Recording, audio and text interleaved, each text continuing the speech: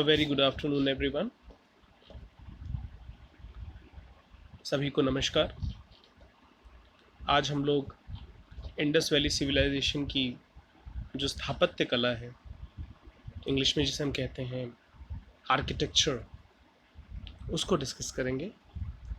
इसको हम दो तरह से डिवाइड कर सकते हैं। एक डोमेस्टिक आर्किटेक्चर, यानी जो लोग अपने पर्सनल यूज़ के लिए घर बनाते थे उनका कैसा आर्किटेक्चर था, और ओवरऑल पूरे शहर का जो लेआउट था, पूरे शहर में किस तरह की बिल्डिंग्स बनती थी या क्या बेसिक वो प्लान्स रखते थे हम बिल्डिंग्स बनाने में या शहर को मेंटेन रखने के लिए, या जो उन्होंने पैटर्न फॉलो किया, हम उसको पूरा डिस्कस करेंगे।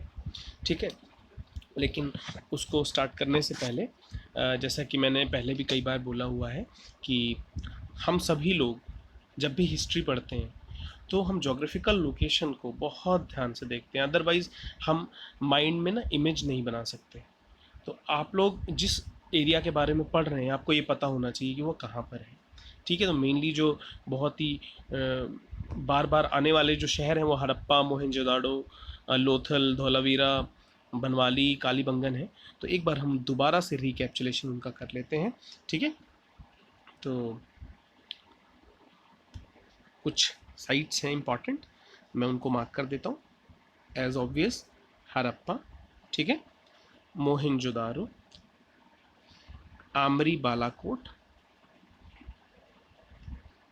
चान्हुदारो, ये तो पाकिस्तान के साइट्स जो रेड कलर में हैं, और ये जो ग्रीन कलर में है इनको, ये भारत की साइट्स हैं इम्पॉर्टेंट। एक है राखी गढ़ी, राखी गढ़ी हरियाणा में है।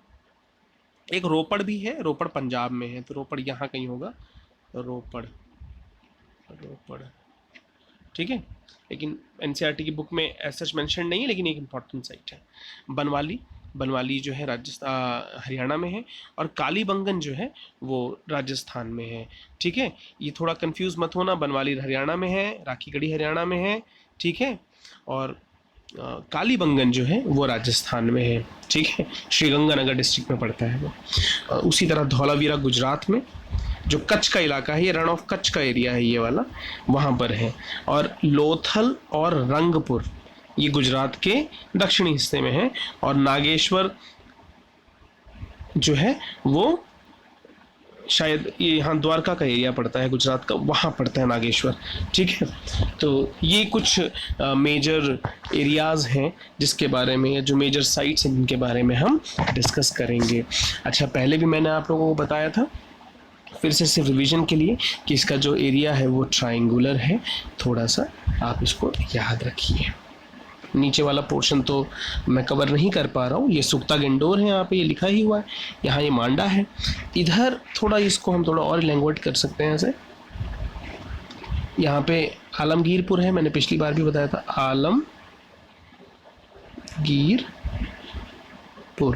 आलमगीरपुर डिस्ट्रिक्ट गाजियाबाद, हिंडन में पड़ता है, हिंडन नदी के किनारे पड़ता है। और नीचे महाराष्ट्र की तरफ दायमाबाद, ये इसकी सदर्न मोस्ट बाउंड्री है, और कुछ एरियाज इसके अफगानिस्तान में भी पड़ते हैं। ठीक, तो ये हमने लोकेशन देख ली है, रिवाइज कर ली है, आप लोग भी इसको दोबारा से रिवाइज ज़रूर कीजिएगा। अब हम जो हमारा मेन टॉपिक है आज का, architecture in Indus valley civilisation, जो स्थापत्य कला है वो कैसी थी, पहले हम स्थापत्य कला समझ लेते हैं। इमारतें और उनको बनाने का जो तरीका होता है, जो जैसे हम डिज़ाइन उनको करते हैं, उसी को हम स्थापत्य कला बोलते हैं या वास्तुकला बोलते हैं। Architecture is an art and science of designing buildings and other physical structures. Simply अगर हम सामान्य भाषा में बोले तो इमारतें किस डिज़ाइन से बन रही हैं वो उनका आर्किटेक्चर है। अब हमने यहाँ पे कुछ सेलिएंट फीचर्स, जो इसके मुख्य फीचर्स हैं, जो इसकी विशेषताएं हैं इंडस वैली सिविलाइजेशन की स्थापत्य के पॉइंट ऑफ व्यू से, उसको हमने नोट किया हुआ है। ठीक है, आप भी उसको देखिए एंड अप्रिशिएट करिए। एक है ग्रिड पैटर्न, मैं पॉइंट वाइज इसको चलाता जाऊंगा। देखिए, ग्रिड पैटर्न का मतलब होता है नगरों को सेक्टर्स में बांट देना। ठीक। और जो सेक्टर्स बांटे गए हैं, इसमें जो सड़कें हैं वो एक दूसरे को 90 डिग्री पे कट करती हैं। जैसे ये सड़क देखो, अगर इसको मैं सड़क मानूँ, ये एक सड़क है, ये छोटी छोटी उसकी बाई लेन्स हैं, तो ये 90 डिग्री पे कट करती हैं। इनका जो डिग्री है वो है 90 डिग्री, ठीक है, 90 डिग्री पे एक दूसरे को कट करती हैं। आज के जो मॉडर्न शहर हैं जैसे इस्लामाबाद और चंडीगढ़, ये इसी तरह सेक्टोरल डिज़ाइन में बने हुए हैं। तो इंडस वैली सिविलाइजेशन के जो शहर थे वो भी ग्रिड पैटर्न में बने हुए थे, ये आपको याद रखना चाहिए, ठीक। ये इसका पहला फीचर है। दूसरा फीचर है सिटी वॉल्स। जो शहर था वो फॉर एग्जाम्पल अगर ये इसको हम एक सिटी माने, सिटी ए है, ठीक है, इसको फोर्टिफाई किया गया था, ठीक है, फोर्टिफाई कर दिया गया था, आसपास के दुर्ग बना दिए गए थे, ईंटों की दीवार बना दी गई थी, ठीक, ताकि शत्रुओं के हमलों से भी इसको बचाया जा सके और लोगों की एंट्री और एग्जिट को भी कंट्रोल किया जा सके, ये नहीं कि लोग भाग जाएं, ठीक है। ये हमारा सिटी वॉल का फीचर है, ओके। फिर डिवीजन, जो शहर था वो 2 पार्ट्स में डिवाइडेड था, ठीक है। ये एक बड़ा शहर है और वेस्टर्न एरिया जो था, ये जो इसका पश्चिमी भाग है वेस्टर्न, ये ईस्टर्न, ये ऊंचाई पर था। ये जानबूझ कर 3D इमेज बना रहा हूँ ताकि आपको थोड़ा सा ज़्यादा समझ में आए। ये अपर टाउन नाम से बोला जाता था। यहाँ पे एक्रोपोलिस लिखा हुआ है, यानी अपर टाउन, और ये लोअर टाउन। अपर टाउन में जो प्रशासक लोग थे, जो एडमिनिस्ट्रेटर्स थे, वो रहा करते थे। जो इन्फ्लुएंशियल लोग थे, जो रिच लोग थे, वो रहते थे, पावरफुल लोग रहते थे। और जो ईस्टर्न टाउन था, जिसको लोअर टाउन भी बोलते हैं, यहाँ सामान्य जनता और गरीब लोग रहते थे। जैसे अगर हम आज अपने देश की बात करें, जो लुटियंस दिल्ली है, जो नई दिल्ली का इलाका है, जहाँ पे भारत के प्रधानमंत्री का निवास है, राष्ट्रपति रहते हैं, जहाँ संसद भवन है, वहाँ सामान्य लोग नहीं रहते। अगर आप आज राष्ट्रपति को भवन को देखेंगे, वो भी ऊंचाई पर बना हुआ है, ठीक है। ऊंचाई एक तरह से ताकत को दिखाती है, ठीक है। और जो ईस्टर्न टाउन है उसमें सामान्य लोग रहा करते थे। तो जैसा कि मैंने आपको बताया कि जो ईस्टर्न टाउन था, जिसको हम लोअर टाउन भी बोलते हैं, वहाँ पर सामान्य जनता रहती थी, ठीक है। जैसे नई दिल्ली और का एरिया जो है, जहाँ पे हमारे मिनिस्टर्स और जो हमारे पावर शेयर करने वाले लोग जहाँ रहते हैं, वो अलग दिल्ली है, और जो सामान्य लोगों की दिल्ली है वो अलग है। इसको आप आसानी से समझ सकते हैं, ठीक। उसी तरह जो चौथा फीचर है वो है कि घर के अंदर आंगन होता था, ठीक है। ये घर है, घर के अंदर एक बड़ा सा आंगन है और उसके आसपास कमरे बने हुए हैं, ठीक है, उसके आसपास कमरे बने हुए हैं। और ये जो आंगन है ये खुला होता था, खुला आंगन, ठीक है। ऊपर छत नहीं होती थी ताकि हवा और पानी आता रहे। और जो 5वां फीचर है वो इन हाउस वेल्स हैं। इंडस वैली सिविलाइजेशन में, खासकर मोहनजोदारो में, लोगों ने अपने घरों के अंदर कुएं खोद रखे थे, ठीक है। और जो इसमें डेटा दिया हुआ है आपकी बुक के अंदर भी है, एनसीईआरटी के अंदर, 700 वेल्स वर इन मोहनजोदारो अलोन, ठीक है। और ये दुनिया की पहली ऐसी सिविलाइजेशन थी जिसने वेल्स को इतने एक्सटेंसिव लेवल पे यूज़ किया, ठीक है। फिर जो छठा फीचर है वो है कवर्ड ड्रेनेज सिस्टम। जो नालियाँ होती थी वो ढकी थी, उनको ढका जाता था, ठीक है, ढकी नालियाँ, ढकी नालियाँ, ताकि गंदगी ना हो। हेल्थ और हाइजीन को ये शो करता है। और जो 7वां फीचर है वो ग्रैनरीज का है। ग्रैनरीज का मतलब होता है अन्न भंडार, अन्न भंडार। अन्न का भंडार इसलिए ज़रूरी है क्योंकि शहरों में ऐसा हो सकता है कि कभी खाने पीने की दिक्कत हो जाए, फसलें चौपट हो जाती हैं, तो शहरों में तो लोग डिपेंडेंट होते हैं गांवों पर। तो इस तरह की सिचुएशन से बचने के लिए, अकाल से बचने के लिए वो लोग ग्रैनरीज बनाते थे, ठीक है। ये भी दिखाता है कि वो इमरजेंसी को लेकर कितना ज़्यादा तत्पर रहते थे, ठीक है। 8वां है ग्रेट बाथ। पब्लिक बेदिंग का जो कॉन्सेप्ट है भारत में है। आप लोग जानते हैं कुंभ का मेला नहाने लोग जाते हैं, तो लाखों लाखों लोग अकेले प्रयाग में कुंभ के दौरान 10 से 12 करोड़ लोग सामूहिक रूप से स्नान करते हैं, ठीक है। तो ये जो रिचुअल बेदिंग, अनुष्ठानिक स्नान का जो कॉन्सेप्ट है, वो भारत में बहुत पहले से ही है। तो ग्रेट बाथ मोहनजोदारो में है, जहाँ पर लोग रिचुअल बाथ के लिए जाया करते रहे होंगे। ठीक है, फिर जो एक 9th फीचर है वो है no temples. Indus valley civilisation में हमें किसी प्रकार का कोई मंदिर या देवालय प्राप्त नहीं हुआ, जो कि बहुत बड़ी बात है उस जमाने के हिसाब से, क्योंकि इजिप्ट और मेसोपोटामिया, इजिप्ट और जो आज मॉडर्न इराक है, वहाँ पर इसी टाइम पे बहुत बड़े बड़े मंदिरों का निर्माण किया गया। तो कुछ हिस्टोरियंस कहते हैं कि ये एक प्रोटो सेक्युलर स्टेट था, धर्मनिरपेक्ष राज्य था, धर्म को उस तरह तवज्जो नहीं दी जाती थी। या फिर कुछ ऐसे भी हिस्टोरियंस वो कहते हैं कि no temple based worship was prevalent there, मतलब लोग पूजा तो करते रहे होंगे लेकिन मंदिरों में नहीं जाते रहे होंगे, उनके अपने व्यक्तिगत देवी देवता होते रहे होंगे, या प्राकृतिक शक्तियों की वो पूजा करते होंगे, जैसे पेड़ पौधों की पूजा करना, हवा की पूजा करना, सूर्य की पूजा करना, या प्राकृतिक शक्तियों की उपासना करना, जिसके लिए कोई मूर्ति पूजा या देवालय में जाने की ज़रूरत नहीं पड़ती। इस तरह का भी तर्क दिया जाता है। फिर जो 10वां पॉइंट है जो इंपॉर्टेंट है, नो वेपनरी और नो वॉरफेयर मॉन्यूमेंट।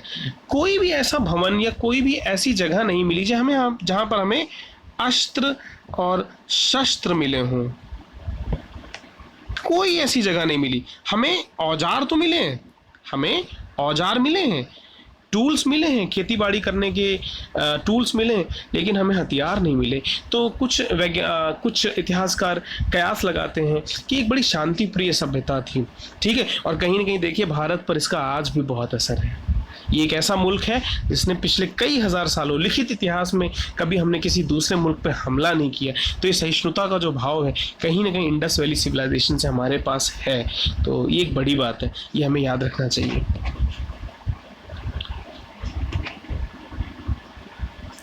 ओके, तो अब हम जिस टॉपिक पर बात करेंगे वो होगा गृह स्थापत्य कला। गृह स्थापत्य कला, गृह स्थापत्य, ठीक है, डोमेस्टिक आर्किटेक्चर, जो घरेलू आर्किटेक्चर था, हम उसकी बात करेंगे। ठीक है, आप लोगों को इसके बारे में डिटेल में बताने से पहले कुछ रिकैपिचुलेशन मैं आपको कराना चाहता हूँ। थोड़ा सा जो हमने पहली वीडियोस में देखा, या देखूँ कि आपकी लर्निंग क्या हुई है, वो आप मुझे कमेंट में भी बता सकते हैं। वो मैं चाहूँगा कि आप लोग देखें।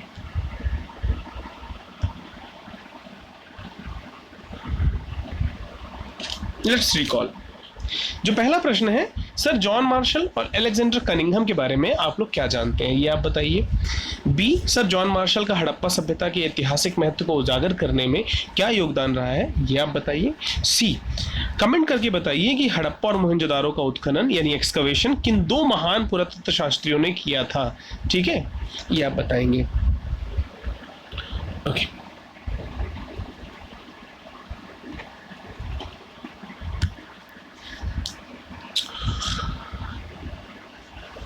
ये एक स्केच है घर का जिसे famous archaeologist sir John Marshall ने खुद बनाया था, और उसको उन्होंने नाम दिया था हाउस 8 ऑफ मोहनजोदारो, यानी इसकी जो लोकेशन है मोहनजोदारो की है। और मैं चाहूँगा कि इसको थोड़ा जूम करके आप लोगों को दिखाऊं ताकि आप इसको और अच्छे से समझ सकें।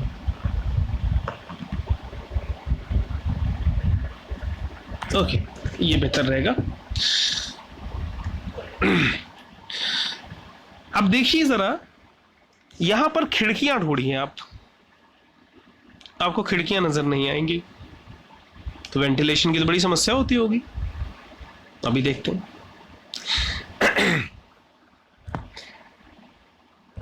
ये मेन सड़क यहां से आ रही है, इधर से मेन सड़क आ रही है। ठीक है, पूरा इमेज नहीं है, मेन सड़क आ रही है यहाँ से। ठीक, ये बाई लेन है, यानी ये गलियारा है। ठीक है, जैसे मोहल्लों में सड़कें होती हैं छोटी सी, ये मेन सड़क है ये वाली, और ये गलियारा है।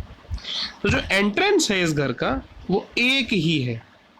यहाँ से गए, जब आप घुसेंगे घर के अंदर तो आप पाएंगे कि एक छोटा सा पैसेज है इस तरह से, और यहां से आप पहुंच जाएंगे सेंट्रल कोर्टयार्ड में। यहां 18 नंबर लिखा हुआ है। ठीक है, ये जो एरिया है ये वाला, मैं इसको ग्रीन कलर से कर दे रहा हूं, ये मेन सेंट्रल कोर्टयार्ड का एरिया है, ठीक है, ये कोर्टयार्ड का एरिया है। और जो भिन्न भिन्न कमरे हैं उनको मैं सर्कल कर दे रहा हूँ, छोटे छोटे जो कमरे हैं, 1 2 3 4 5 6,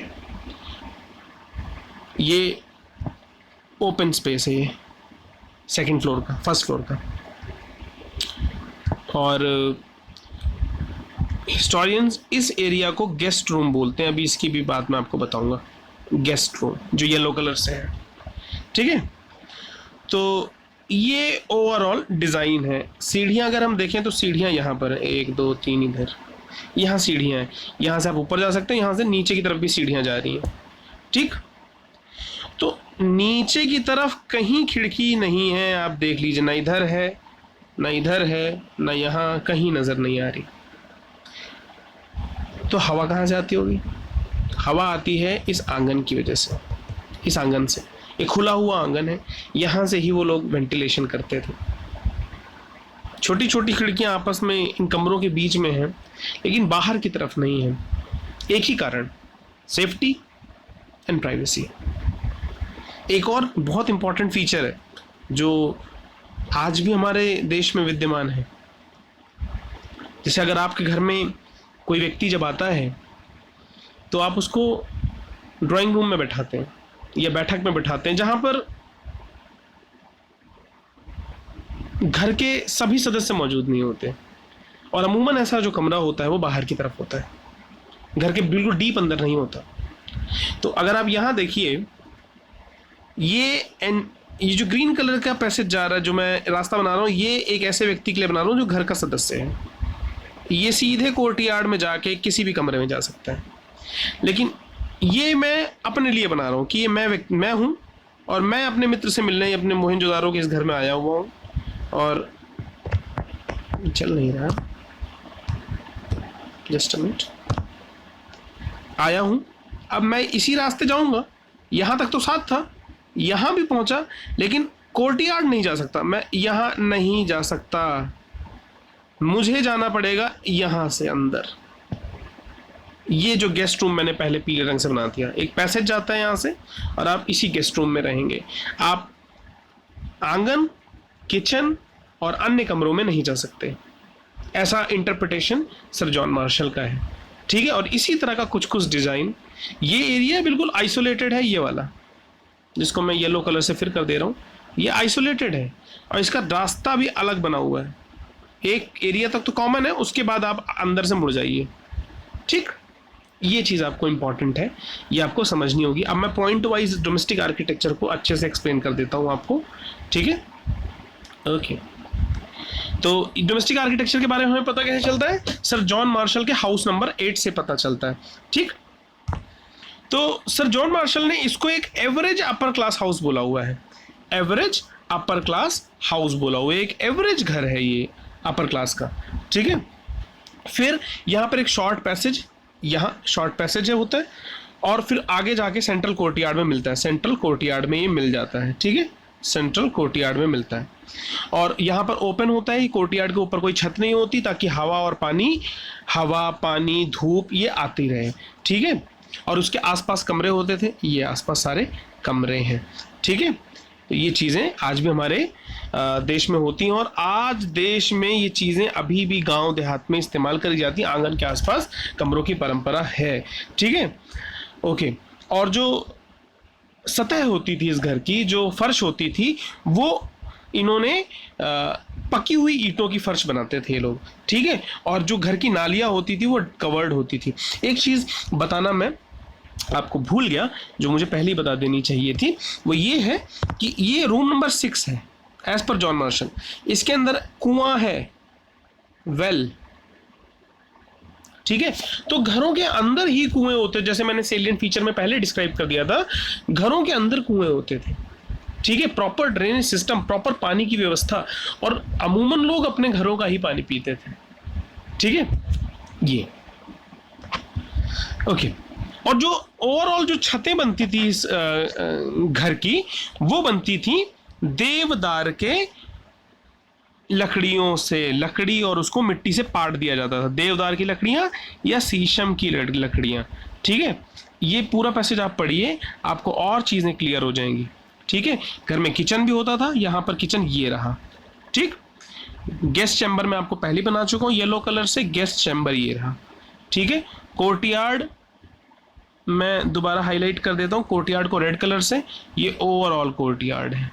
ठीक है, और जो रूम्स हैं और जो और डिटेलिंग है वो ब्लैक से मैं कर दे रहा हूँ, रूम्स यहाँ पर हैं किनारे।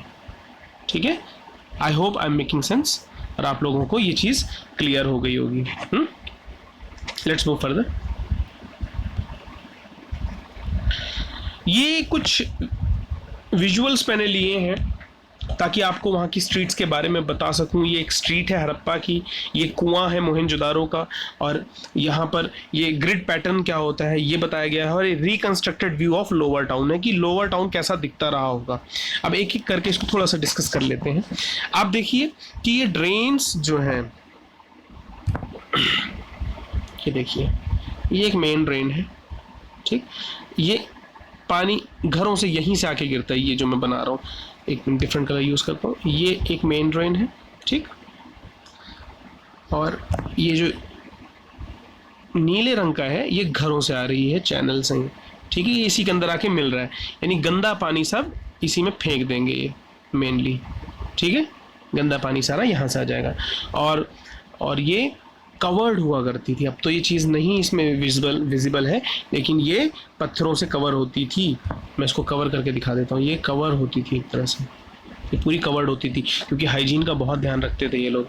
अच्छा, ये घर के अंदर का कुआं, घर का कुआं है मोहनजोदारो का। ठीक है, घर के अंदर कुआं जो होता था। फिर ये ग्रिड पैटर्न है, तो ग्रिड पैटर्न को आप ज़रा दोबारा से समझ लीजिए। ये एक मेन रोड जा रही है, मेन स्ट्रीट है। ठीक, ये छोटी छोटी सड़कें जा रही हैं यहाँ से जो मिल रही हैं। ठीक, और ये 90 डिग्री पे कट कर रही हैं, एक दूसरे परपेंडिकुलर है। ठीक,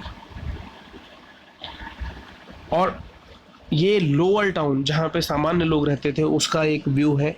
आप देख रहे हो पूरी डिफेंस वॉल है, डिफेंस वॉल को मैं ग्रीन कलर से बना देता हूँ, ये डिफेंस वॉल है पूरी।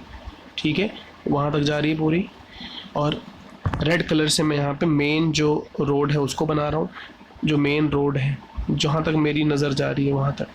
ठीक है, और छोटी छोटी गलियाँ उनको मैं ब्लैक से बना दे रहा हूँ ऐसे, जो मुझे विजिबल दिख रही हैं।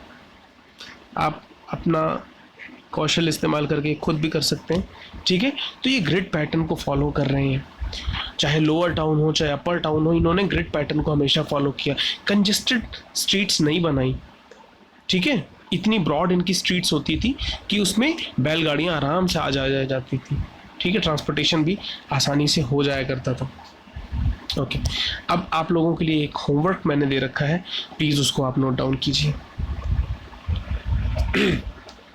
Enlist and explain the salient features of architecture during the Harappan period. Harappa काल के दौरान वास्तुकला की मुख्य विशेषताओं को सूचीबद्ध करके समझाइए। आप इसी क्लास को अगर आप दोबारा देखेंगे तो आपको ये क्वेश्चन करने में आसानी रहेगी। 10 मैंने खुद भी नोट कर रखे, आपको बस उसको एक्सप्लेन अच्छे से करना है। ठीक है, फिर जो सेकंड है घरेलू, जस्ट अ मिनट, घरेलू वास्तुकला सिंधु घाटी के निवासियों की सुरक्षा और गोपनीयता की चिंताओं को दर्शाती है। घरेलू वास्तुकला को दृष्टि में रखते हुए उक्त पंक्तियों को समझाइए। जो इनका जो डोमेस्टिक आर्किटेक्चर है वो ये सिद्ध करता है कि ये लोग सेफ्टी और प्राइवेसी से बहुत ज़्यादा प्रभावित थे, उसका बहुत ध्यान रखते थे। तो आप डोमेस्टिक आर्किटेक्चर को समझाइए और सेफ्टी और प्राइवेसी पर पॉइंट्स ढूंढ कर आप बताइए। ठीक है, ये आपका होमवर्क है। एक बार मैं चाहूँगा कि इसको आप दोबारा देख लें ताकि आप नोट कर सकें। ठीक, आई होप कि आपको ये क्लास आज की समझ में आई होगी। अगर कोई सुझाव आप देना चाहें तो आप कमेंट बॉक्स में दे सकते हैं। ठीक है, आपका दिन शुभ हो।